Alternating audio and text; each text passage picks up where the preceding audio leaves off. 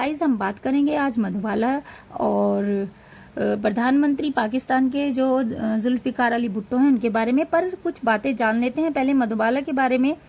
मधुबाला को बॉलीवुड की वीनस कहा जाता है। मधुबाला एक बिंदास एक्ट्रेस थी। उनके बारे में कहा जाता था कि मधुबाला ने अगर हंसना शुरू कर दिया तो उन्हें रोकना मुश्किल होता था। उनकी हंसने की इस आदत की वजह से कई बार डायरेक्टर उनकी डांट भी लगा दिया करते थे। फिल्म के सेट पर जब वे आती थी तो हर किसी के चेहरे पर खुशी आ जाती थी। उनमें एक अलग ही आकर्षण था गाइस, जिससे लोग कैद हो जाते थे। और गाइस बता दें, शोमैन राज कपूर ने अपने फिल्मी करियर की शुरुआत मधुबाला के साथ ही की थी। जब राजकुमार ने मधुबाला को पहली बार देखा तो देखते ही रह गए थे। मधुबाला की सुंदरता को देखकर एक बार राज कपूर ने कह ही दिया था कि ईश्वर ने खुद अपने हाथों से तराशा है तुम्हें। पार्टीशन से पहले कम ही लोग जानते होंगे कि मुंबई के वर्ली सी फेस में भुट्टो परिवार की एक आलीशान कोठी हुआ करती थी। सन 1954 से 1958 के बीच भुट्टो अक्सर इसी कोठी में रहा करते थे, जबकि उनका पूरा परिवार पाकिस्तान जा चुका था। उसी दौरान मुंबई में मुगले आजम फिल्म की शूटिंग हो रही थी। नौशाद याद करते हैं इस फिल्म की बात को याद करते हुए कहते हैं, इस फिल्म में मोहे पनघट पे नंदलाल छोड़ गए रे गाना फिल्माया जा रहा था। भुट्टो इस गाने और मधुबाला पर इतने फिदा थे कि वो रोज इस गाने की शूटिंग देखने आते थे। मधुबाला से शादी को लेकर बेहद संजीदा थे। अपने इस इरादे का इजहार करके उन्होंने एक लंच के दौरान मधुबाला के सामने बात कर ही दी। जवाब में उन्हें सिर्फ मधुबाला का एक कहा भर ही नसीब हुआ था। खिलखिलाकर हंस पड़ी थी मधुबाला। उस जमाने में किसी ने कल्पना भी नहीं की थी कि एक दिन जुल्फिकार अली भुट्टो पाकिस्तान के राष्ट्रपति बनेंगे। जब ये गीत फिल्माया जा रहा था तो मुगले आजम के नृत्य निर्देशक लच्छू महाराज को एक ऐसी नृत्यांगना चाहिए थी जो चेहरे के भाव और हाथों के घुमाव से गीतों के शब्दों की अदायगी कर सके। मधुबाला क्लासिकल डांसर तो थी नहीं, लेकिन उन्होंने इस गाने के लिए बहुत मेहनत की। लच्छू महाराज ने उन्हें महीनों कथक सिखाया। वैसे मुगले आजम की शूटिंग देखने आने वालों में चीन के प्रधानमंत्री चू इन लाई, सऊदी अरब के शेख सऊद, पाकिस्तान के मशहूर शायर फैज अहमद फैज और इटली के मशहूर फिल्मकार रॉबर्टो रोसेलिनी और डॉक्टर जिवागो और लॉन्स ऑफ अरेबिया के निर्देशक डेविड लीन भी थे। मरने के 50 साल बाद भी अमर है मधुबाला। जुल्फिकार शूटिंग के दौरान मधुबाला के आसपास रहते थे। ये वो टाइम था जब मधुबाला का दिलीप कुमार से ब्रेकअप हो गया था गाइस। और इसके बाद पाकिस्तान के पूर्व प्रधानमंत्री जुल्फिकार अली भुट्टो मधुबाला के करीब आ गए थे। ये बात 50 के आखिर के दशक की है, जब जुल्फिकार अली भुट्टो भारत और पाकिस्तान दोनों देशों में रहते थे। एक बार वो भारत में फिल्म मुगले आजम की शूटिंग देखने के लिए रुक गए थे। इस दौरान वो मधुबाला के साथ काफी वक्त बिताते थे। यहाँ तक कि जुल्फिकार अली भुट्टो लंच भी कभी कभी मधुबाला के साथ ही किया करते थे।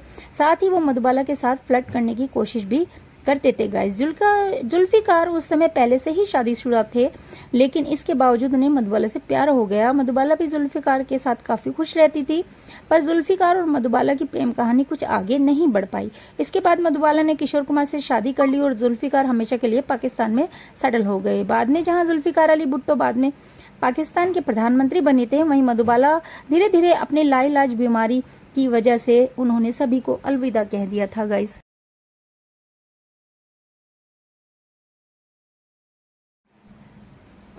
आज हम आपको मधुबाला ट्रेजिक लव लाइफ के बारे में बताने जा रहे हैं। पहला मर्द जो उनकी लाइफ में आया वो था लतीफ। मधुबाला को अपने बचपन के दोस्त लतीफ से बहुत प्यार था।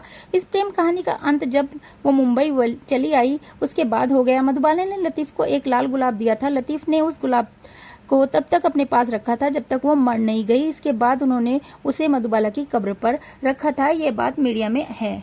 और सेकंड नंबर आता है केदार शर्मा का। राज कपूर के अपोजिट नीलकमल में 14 साल की उम्र में मधुबाला को अपना पहला ब्रेक देने वाले व्यक्ति निर्देशक केदार शर्मा थे। मधुबाला को देखने के बाद वो उनके प्यार में पड़ गए थे, जिसके बाद उसने उन्हें अपनी कब्र पर रखा था। हालांकि मधुबाला उस समय बहुत छोटी थी और उन्होंने अपनी फीलिंग कभी भी मधुबाला के सामने शेयर नहीं की थी।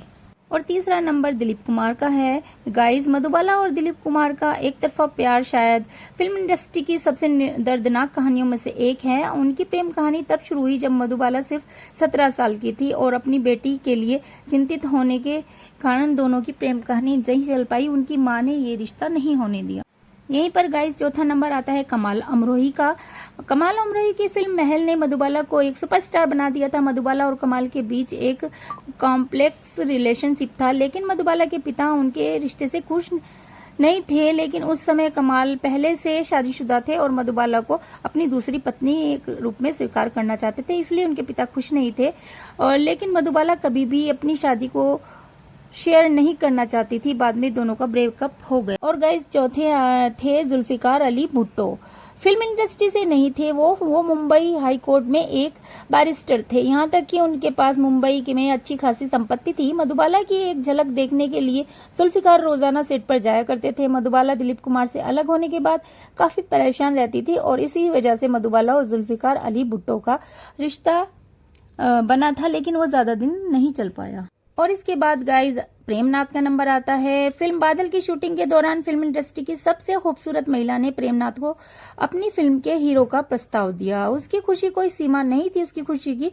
उन्होंने उनके प्रस्ताव को स्वीकार कर लिया, जो लाल गुलाब और मधुबाला की छोटी बहन मधुर भूषण का कहना है कि मधुबाला उनसे अलग इसलिए हो गई थी क्योंकि प्रेमनाथ ने उन्हें अपना धर्म बदलने के लिए कहा था। गाइज अब बात कर ले हैं किशोर कुमार की। तो किशोर कुमार और मधुबाला ने एक दूसरे से शादी की थी, लेकिन शादी इसलिए हुई थी क्योंकि मधुबाला दिलीप कुमार से ब्रेकअप करना चाहती थी। जब किशोर कुमार को मधुबाला की बीमारी का पता चला तो उन्होंने भले ही उनका सारा खर्च उठाया, लेकिन मधुबाला अकेली रहती थी और किशोर कुमार कभी कभी उनसे मिलने आया करते थे क्योंकि वो पहले से शादीशुदा थे और उनका शेड्यूल बड़ा बिजी था। ये उनकी सिस्टर ने बोला है एक इंटरव्यू में। डॉक्टर्स ने जब उनका इलाज शुरू किया तो पता चला मधुबाला के पास सिर्फ 2 साल बचे थे। 23 फरवरी को मधुबाला ने अंतिम सांस ली और जब उनकी मौत हो गई तब मधुबाला शादीशुदा थी। तो गाइस खूबसूरती का तो कोई पैमाना नहीं होता, लेकिन अफसोस ये होता है कि बहुत ही कम उम्र में उनके दिल ने उन्हें धोखा दे दिया और 23 फरवरी 1969 में 36 साल की कम उम्र में उनका